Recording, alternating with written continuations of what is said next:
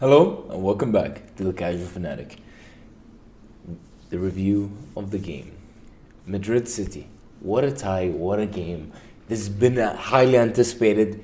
Everyone expected this to be the game of the year. I'm not going to say it was in terms of maybe as a neutral, as an action packed kind of game, but from just a perspective of how high quality these two teams are, that game was phenomenal. I think both teams, you can tell from compared to their semi-final last year, are in a much more advanced spot.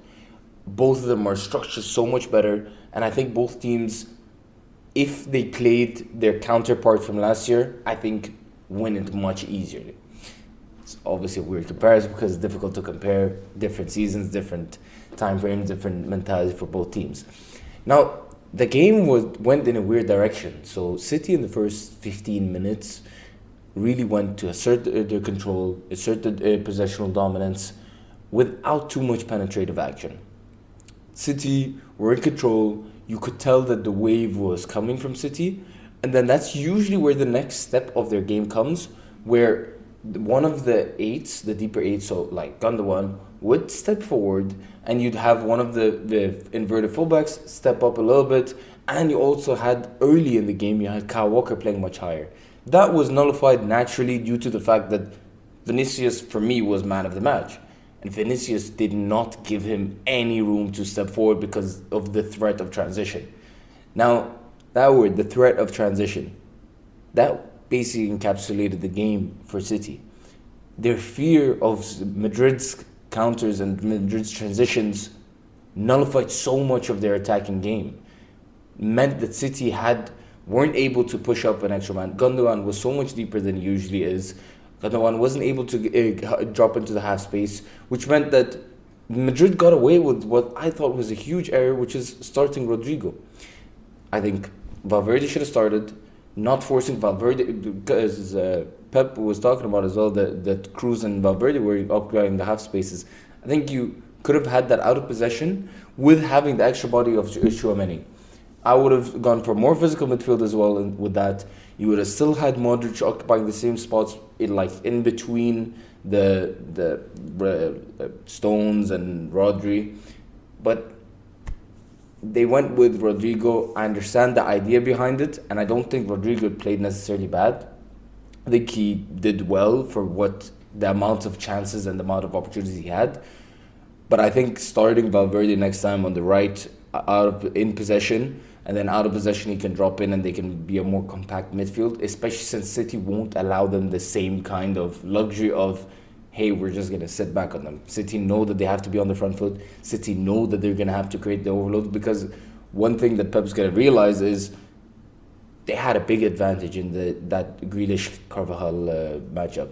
I think Carvajal over the game got away with a lot of fouls and got in Grealish's head a little bit, which stopped Grealish from going down that avenue a lot more.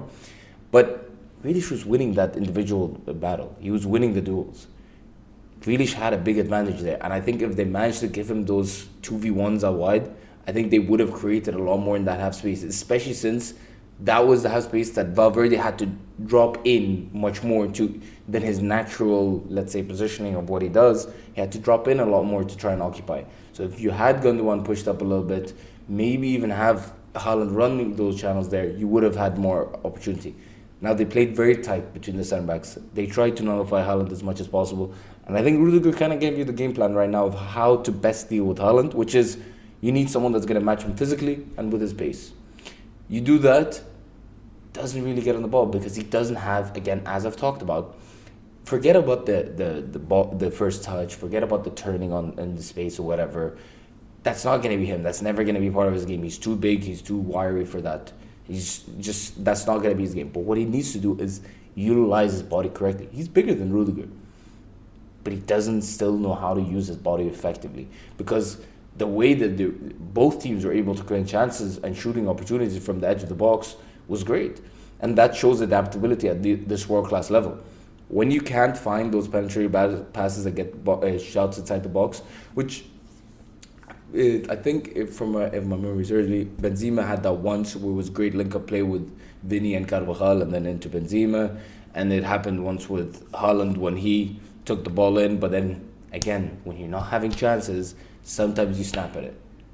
Alaba was committed. You had the first step on him. Maybe taking a dummy and then shooting it. It's tough to say it was a great recovery tackle, but I feel like that's one of the situations where if you're more in the game, Haaland probably does something better to finish there. That being said, I'm not going to completely put the blame on Haaland. I think they didn't create enough for him. They didn't put the balls in the right boxes. City were like unusually poor from set pieces and deliveries into the box. They didn't really give him anything really to give a chance at, because especially when he is peeling off to the back post, he has Alaba and Camavinga. That's a favourable matchup for him.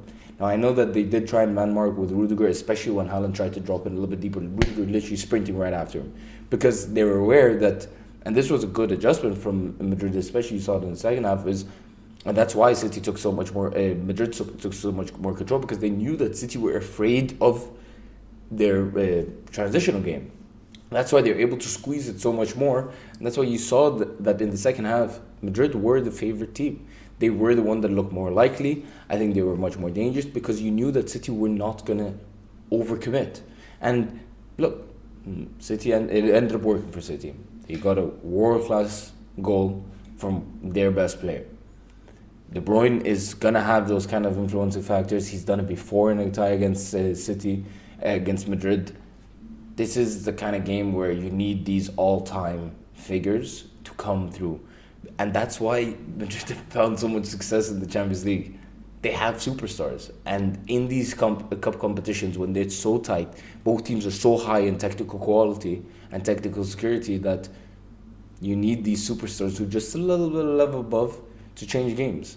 And that's what Madrid have always had, and that's what they've always relied on. Because I actually don't think Madrid's game plan, tactically, from a tactical perspective, was that smart to employ against City. I think they messed up with how their game plan was.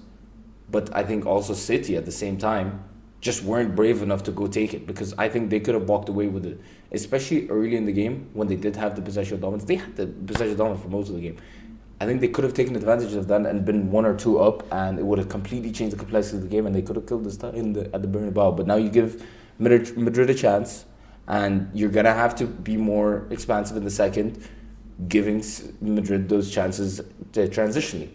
Now, what are the adjustments Madrid can really make? It has to be preemptive adjustments. I think bringing in Tchouaméni, benching Rodrigo. I don't think, maybe my hope is that they didn't see enough from Rodrigo influencing the forward spaces, especially when you did see Carvajal and Valverde do a very good job as well, trying to create from that right side. Maybe benches Rodrigo, you get in Tchouaméni. Tchouaméni had a good performance when he came on, almost scored. We almost had 3 worldies in the semi-final tie. This game was exciting. There's a lot that happened.